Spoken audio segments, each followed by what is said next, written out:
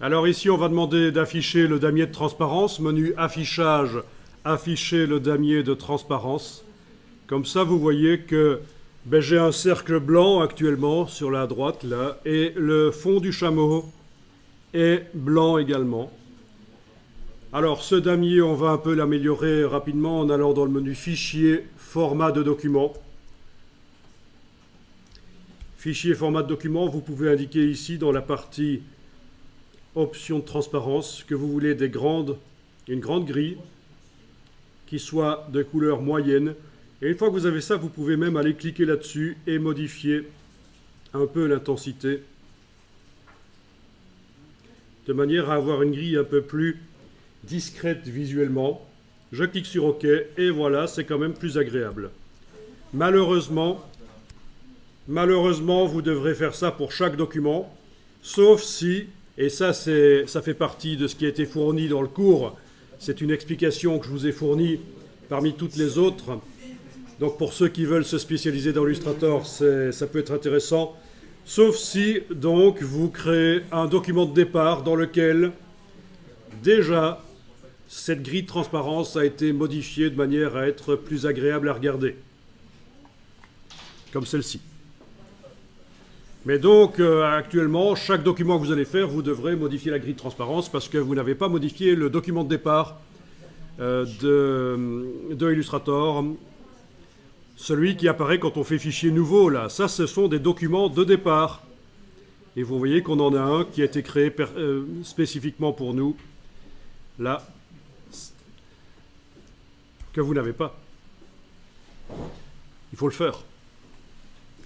Bon, c'est des petites astuces, ça, pour arriver à s'en sortir dans Illustrator. Alors, n'oubliez pas d'enregistrer de temps en temps le document sous certains noms.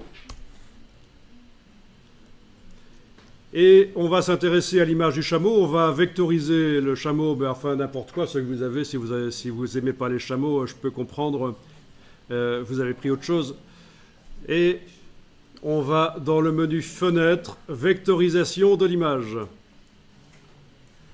Fenêtre, Vectorisation de l'image. En ayant l'image sélectionnée, vous cochez la case aperçue. Et là, vous devriez remarquer que au niveau de l'affichage, ça s'améliore.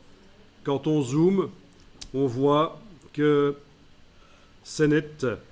Alors que si je demande d'afficher l'image et non pas le résultat de la vectorisation, ici affichage image source, là je remarque que l'image source c'est des pixels et en plus c'était compressé en JPEG, il y avait des grumeaux partout. Tandis que résultat de la vectorisation, on voit que ça devient net. C'est le principe.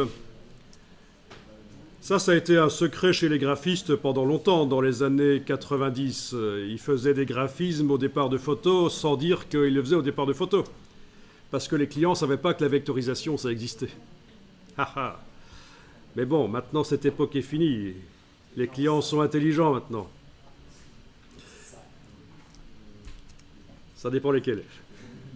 Alors, vous ouvrez les paramètres avancés.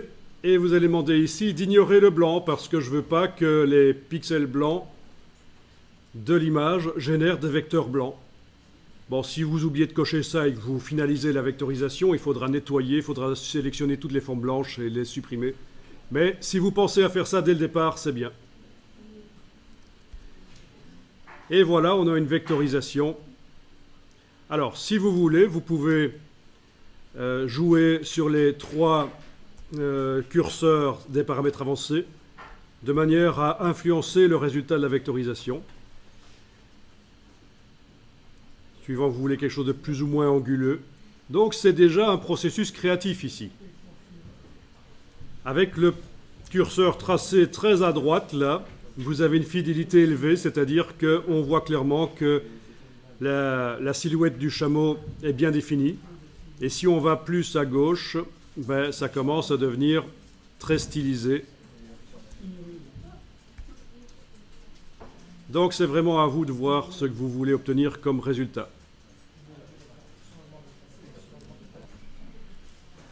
Bon, une fois que c'est fait, on va finaliser la vectorisation.